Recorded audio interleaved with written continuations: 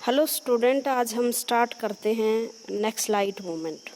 बहुत सारी घटनाएं आपने पढ़ी जो इमरजेंसी का बेस बन रही थी, उनमें से नक्सलाइट मूवमेंट भी एक था। नक्सलाइट देखो वो लोग होते हैं जो माओ ये चीन का शासक था। 1949 में इसने चीन में रेड रेवोल्यूशन की थी, लाल क्रांति, और जिसमें इन्होंने वहाँ कम्युनिस्टों का शासन स्थापित किया। ये मार्क्स और लेनिन की विचारधारा पे चलने वाले लोग हैं और ये समझते हैं कि समाज में अगर किसी वर्ग का शोषण हो रहा है तो उसका शोषण करने वाला चाहे तो लैंडलॉर्ड होते हैं या कैपिटलिस्ट होते हैं। इसलिए वो एक खूनी क्रांति के द्वारा, ब्लडी रेवोल्यूशन के द्वारा वो इस चीज़ को ख़त्म करना चाहते हैं। वर्ग भेद, जो क्लास कॉन्फ्लिक्ट है समाज में, उसको ख़त्म करना चाहते हैं। अब जो भारत में नक्सलाइट मूवमेंट था वो कोई पूंजीपतियों के खिलाफ नहीं था। भारत एक ट्रेडिशनल सोसाइटी थी अभी तक, वहाँ इंडस्ट्रियलाइजेशन ज़्यादा फैली नहीं थी। इंडस्ट्री के साथ ही पूंजीपति पैदा होते हैं। यहाँ एग्रीकल्चर लैंड जिसके पास ज़्यादा थी, एग्रीकल्चर लैंड के जो होल्डर थे लैंड लॉर्ड्स, और लैंड लॉर्ड्स क्या करते थे, पीजेंट का शोषण करते थे। अंग्रेजी शासन के दौरान ये और मुग़लों के शासनकाल के समय ये बड़ी बड़ी ज़मीनों के मालिक हो गए और इन ज़मींदारों ने, जो किसान थे, उनकी भूमि को किसी न किसी तरीके से अपने यहाँ गिरवी रखवा लिया और एक्चुअल में वो ज़मीन के मालिक बन गए। मतलब पीजेंट के पास ज़मीन होनी चाहिए ना, लेकिन वो ज़मीन जो है पीजेंट के पास ना होकर किसके पास थी, लैंडलॉर्ड के पास।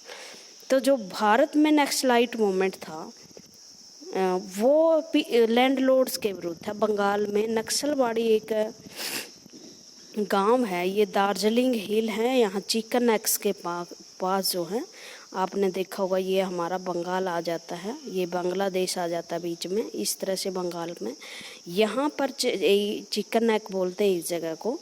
यहाँ एक विलेज था नक्सलबाड़ी, वहाँ से ये आंदोलन शुरू हुआ। चारू मजमदार और कानू सान्याल, ये दो ऐसे लीडर थे मार्क्सिस्ट पार्टी के जो इस आंदोलन का नेतृत्व कर रहे थे। चारू मजूमदार, कानू सान्याल की डेथ हो गई थी क्योंकि सरकार ने उन्हें अरेस्ट कर लिया था। चारू मजूमदार को बहुत सालों के बाद जेल से रिहा किया गया, इनको डिटेन कर लिया गया था। The Darjeeling Hill district of West Bengal saw a violent rebellion in 1967 at the Naxalbari police station. It was inspired by cadre of the Communist Party of India. The uprising began from Naxalbari police station and later the peasants movement spread to the various states of India, was called the Naxalite movement. और ये सिर्फ बंगाल में नहीं फैला, आज तो ये भारत में एक, देखो ये एक रेड जोन कॉरिडोर बनाया हुआ है भारत में, और ये हम कर लेते हैं। यहाँ से नेपाल में भी माओवाद का बहुत ज़्यादा प्रभाव, क्योंकि ये चीन से लगता है और आजकल तो नेपाल जो है भारत से थोड़ा सा खफा है, तो इस वजह से क्योंकि वहाँ नक्सलवाद का प्रभाव ज़्यादा हो गया। तो ये पूरा बंगाल, बिहार, उड़ीसा, कर्नाटका, छत्तीसगढ़, मध्य प्रदेश, झारखंड और पूर्व आंध्रा तक ये एक रेड कॉरिडोर नाम दे दिया गया है, जहाँ पर भारत में नक्सलवाद प्रभावित है। आपने अक्सर सुना होगा, आज नक्सलवादियों ने सीआरपीएफ के कैंप पे हमला किया, हथियार लूट लिए, जो बहुत सारे सीआरपीएफ के जवान थे वो मारे गए। गुरिल्ला युद्ध बोलते हैं, इनकी जो युद्ध नीति है ना, उसे गुरिल्ला वारफेयर बोलते हैं। गुरिल्ला का मतलब होता है एकदम अचानक से अटैक किया, फिर छुप गए, फिर अटैक किया, इस तरह से। अभी 10 दिन पहले ही इस तरह से अटैक हुआ था। पुलिस की 2 गाड़ियां जा रही थी, उसमें कम से कम भी 50 के करीब से अर्धसैनिक बल थे और उनको भगाते भगाते वो अपने गांव में ले गए थे और वहां जाके पूरे के पूरे नक्सल जो है वो सेना थी और उनको मार दिया गया। तो ऐसी दुर्घटनाएं भारत में हैं। उस टाइम भी ये चरम सीमा पर था। 69 में फैला और बहुत सारी पार्टियां जैसे CPIM मार्क्सवादी कम्युनिस्ट पार्टी, और एक ये दूसरी पार्टी थी मार्क्सवादी लेनिनिस्ट, मार्क्सवादी और लेनिन दोनों के सिद्धांतों पर चलने वाली पार्टी थी। जो मार्क्सवादी लेनिनवादी पार्टी थी उसके जो लीडर थे वो चारों मजहबदार थे। Indian democracy was called a shame at new strategy of protected guerrilla war was started in for a total revolution of India. और जो JP ने जो नारा दिया था टोटल रेवोल्यूशन का, देखो JP एक महात्मा गांधी के फॉलोवर थे। वो कभी नहीं चाहते थे कि भारत में युद्ध हो जाए, आपस में गृह युद्ध हो जाए। वो अहिंसावादी थे, लेकिन नक्सलाइट मूवमेंट ने उनकी टोटल रेवोल्यूशन के साथ हिंसा जोड़ दी, गुरिल्ला वारफेयर जोड़ दिया। The naxalite movement aim to take away from land from rich landlord से ज़मीन लेकर किस में बांटना, गरीबों में बांटना। जिन बही खातों में ज़मीन का रिकॉर्ड है उनको जला देना, जो गिरवी रखा हुआ सामान था वो उसको छुड़वा देना। आज मेरी थोड़ी सी आवाज़ ख़राब है बच्चों, इसको माइंड मत करना। It advocate permitted us use of violent agitation to attain their political goal. Despite using preventive detention and taking these strong action of the West Bengal government led by Congress Party, West Bengal में क्या थी, Congress party थी, लेकिन अब वो इस naxalite movement के कारण फेल हो चुकी थी। मतलब वो कर नहीं रही थी, इनके खिलाफ जो भी एक्शन या कार्रवाई करनी थी। Fail to curb the naxalite movement, later the movement spread to other area of the country, दूसरे हिस्सों में भी फैल गया। The naxalite movement now has been splitted into several parts, party and organisation. लेकिन नक्सलाइट मूवमेंट तब तक जो है बहुत सारी पार्टी और ऑर्गेनाइजेशन में फैल चुका था। Most of this party, for instance the CPIM MLA liberations participate in open democratic politics. लेकिन इसके बाद ये पार्टियां शांति के पथ पर चली गई और इन्होंने इलेक्शन में भी भाग लिया। Of late early 75 district of the 9 state, मैंने बताया ना रेड कॉरिडोर बना हुआ, तो अब जो है भारत में 75 के करीब डिस्ट्रिक्ट देश की और 9 स्टेट्स इफेक्टेड हैं नक्सलाइट मूवमेंट से। Out of these areas most of the inhabitant, और इनमें कोई पढ़े लिखे सिविलाइज्ड लोग नहीं हैं भाई, इसमें गरीब आदिवासी लोग हैं जिनको आप जिस तरह चाहे माइंड वॉश कर सकते हैं। छोटे से छोटे यहाँ हथियारों की तस्करी होती है। भारत में दो जगह से तस्करी होती है हथियारों की। हथियार मतलब तस्करी का मतलब गैर कानूनी तरीके से हथियार लेके आना। एक तो ये चिकन नेक्स है, एक तो ये जो एरिया है हमारा असम वगैरह का, यहाँ से जो बर्मा म्यांमार है, यहाँ से हमारे यहाँ क्या होता है, तस्करी होती है हथियारों की। ये इधर से भी पाकिस्तान, अफ़गानिस्तान, यहाँ से, तो ये हथियार इनको प्रोवाइड किए जाते हैं, ठीक है, लड़ने के लिए भारत के विरुद्ध। और इस तरह से भारत कोई नया संकट था नक्सलाइट मूवमेंट से। उसके बाद आगे देखते हैं।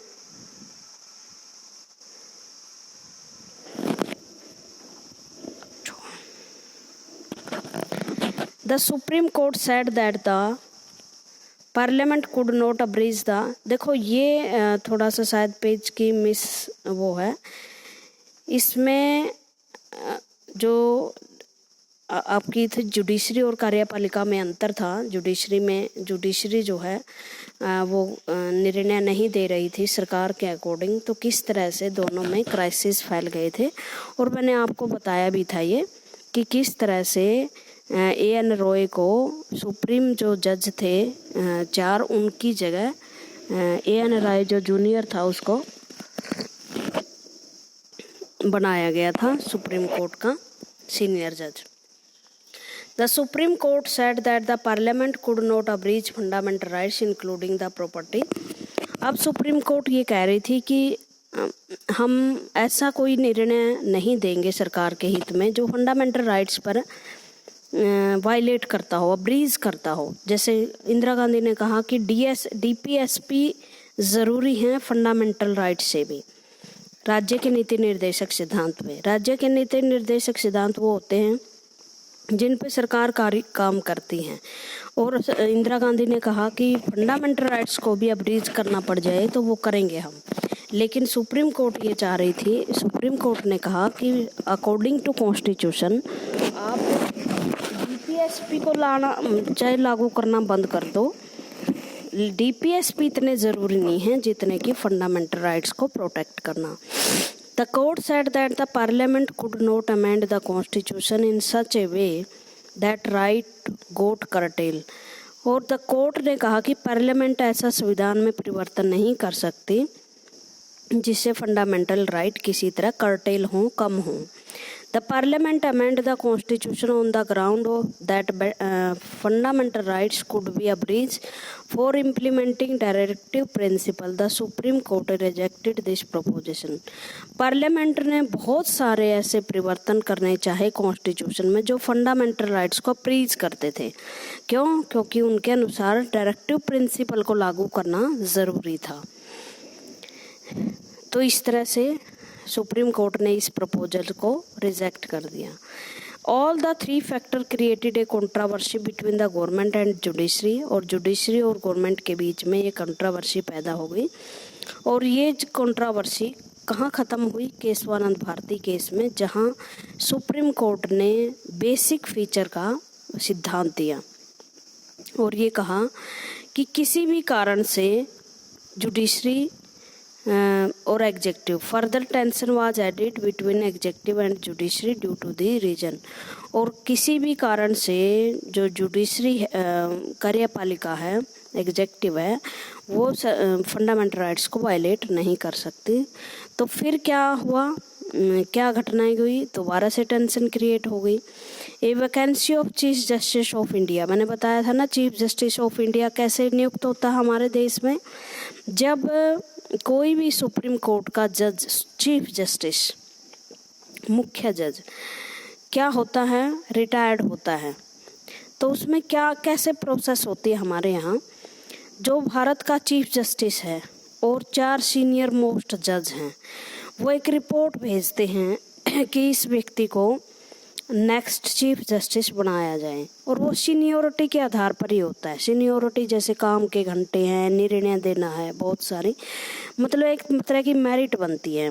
वो फाइल जाती है गृह मंत्रालय, गृह मंत्रालय से वो जाती है राष्ट्रपति के पास, और इस तरह से राष्ट्रपति जिनको फाइनल करता है उसको क्या बना दिया जाता है, चीफ जस्टिस। और ये ज़्यादातर अब तक राष्ट्रपति क्या करता आया था, चीफ जस्टिस उसी को बनाता आ रहा था जो सीनियर मोस्ट था।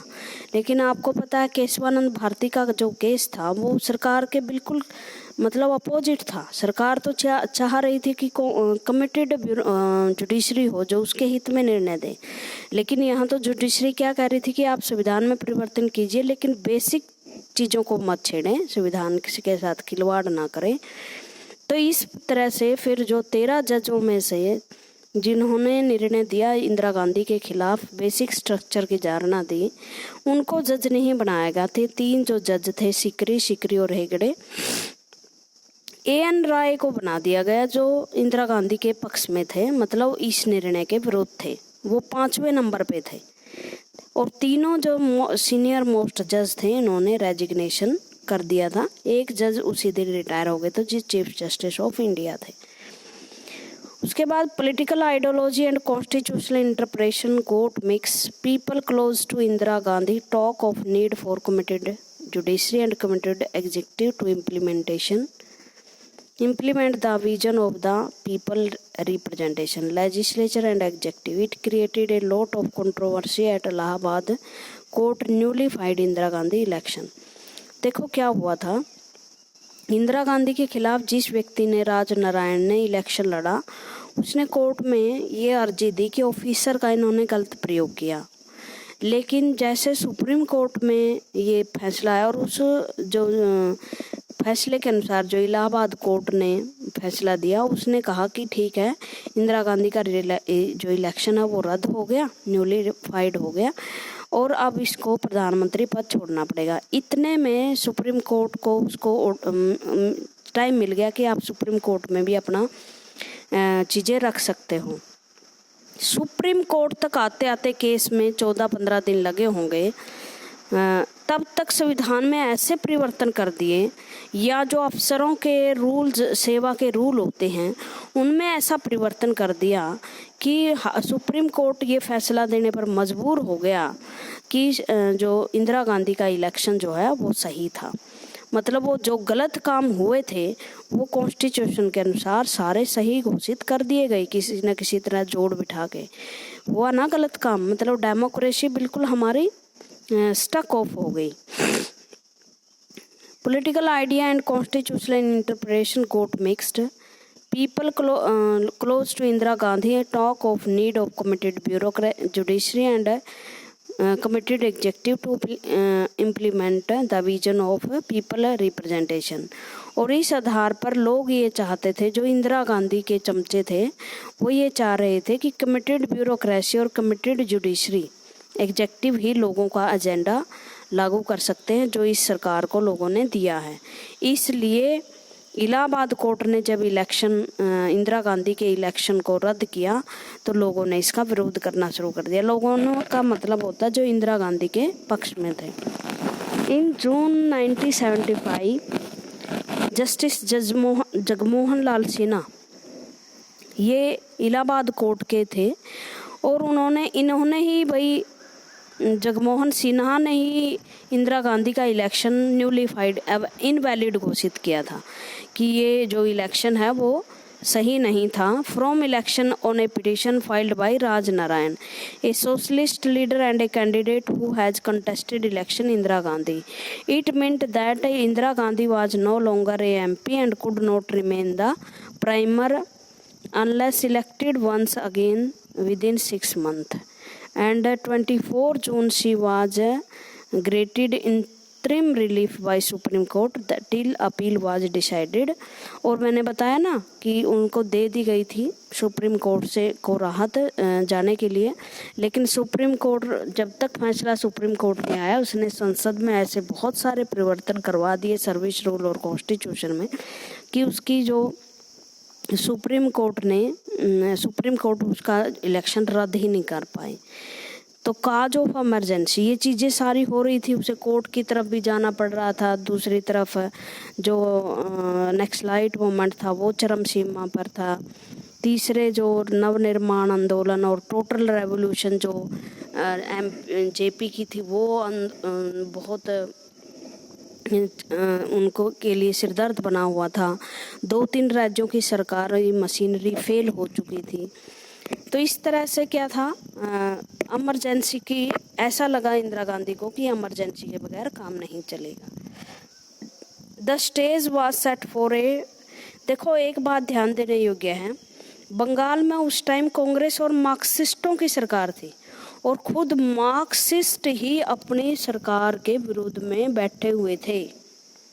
मतलब राजनीति में कोई किसी का सगा नहीं होता भाई, राजनीति ऐसे ही चलती है। Opposition party led by Jayaprakash Narayan organized a massive demonstration in Ramlila ground. अब जयप्रकाश नारायण 25 जून को रामलीला ग्राउंड में क्या करने वाले थे, प्रदर्शन करने वाले थे और वो आए नहीं उस दिन क्योंकि उनका जहाज को फ्लाई ही नहीं होने दिया वहाँ से। लेकिन फिर भी एक बड़ा जो है जलसा वहाँ हुआ। Asked army, police and government employees not to say illegal and immoral order of the government। Ramlila मैदान में जब वो हुए उन्होंने एड्रेस किया कि पुलिस और गवर्नमेंट अप्लाई, जीवन आर्मी, ये आर्मी को भड़काने के लिए इसका शब्द का प्रयोग किया गया। जबकि उन्होंने कहा था अगर सरकार इलीगल और इमोरल आपको ऑर्डर देती है कोई भी गलत काम करने के लिए, आप उसको ना माने, डेमोक्रेसी में आप उसको मना कर दें कि ये डेमोक्रेसी के खिलाफ है। जबकि इंदिरा गांधी चाह रही थी मेरे हर ऑर्डर फॉलो हो। It brought life to a standstill. Emergency was then invoked under article 350 using constitution provision of threat due to the internal disturbance. और उनके इन शब्दों को क्या लगाया गया, ये लगाया गया कि भाई ये जो शब्द हैं ये आर्मी को भड़काने के काम हैं या पुलिस को भड़काने वाले काम हैं। इसलिए भारत की जो है डेमोक्रेसी को इंटरनल खतरा है और क्या लगाया जाए, इंटरनल इमरजेंसी की घोषणा 352 आर्टिकल के तहत की जाए। ऐसा ज़रूरी नहीं था, क्योंकि ये सिंपल सी चीज़ें थी जिनको एक पुलिस के द्वारा आप हैंडल कर सकते थे। 2-3 बंदों को भी अगर मतलब 2-3 बंदे अगर ऐसा कर रहे थे तो पूरी की पूरी विपक्ष को इस तरह से सज़ा देना और पूरे डेमोक्रेटिक सिस्टम को ही मतलब आप कन्वर्ट कर दो उसमें तानाशाही में, तो ये गलत होता है। ये डेमोक्रेसी में का दम घोटने जैसी बातें हो जाती हैं, जो सरकार को ऐसा नहीं करना चाहिए था। फिर भी ये इमरजेंसी हमारे देश में लागू की गई। अब हम फिर घटनाओं की श्रृंखला को पढ़ते हैं। इसमें क्या हुआ आगे? The cause of emergency were as follow. In the biggest cause of implementation emergency was the economic crisis because of crop failure in 72 and 73 and increasing oil prices in 73 and 74. Despite loan, country was not in a position to come out of the inflammation. सबसे बड़ा काज तो यही था कि खुद इंदिरा गांधी की जो सरकार थी वो इकोनॉमिक क्राइसिस झेल रही थी। क्रॉप फेलियर हो चुका था, जो वादे किए थे उन्होंने इलेक्शन में वो पूरा नहीं कर पाई थी। वो तेल की कीमतें अचानक बढ़ गई थी, लोन बढ़ रहा था देश पे, और इस वजह से जो महंगाई दर थी वो बढ़ती जा रही थी। The rail road employees strike, उसके साथ ही रेलवे के जो कर्मचारी हैं उनकी हड़ताल चली हुई थी, देशव्यापी हड़ताल। सबसे लंबी हड़ताल ये उसी टाइम की थी भाई। और आपको पता हो जॉर्ज फर्नांडिस, जिनकी डेथ अभी हाल में ही हुई थी, वो उसका नेतृत्व कर रहे थे। The Nav Nirman movement in Gujarat and Bihar movement lead to defeat of Congress in Gujarat.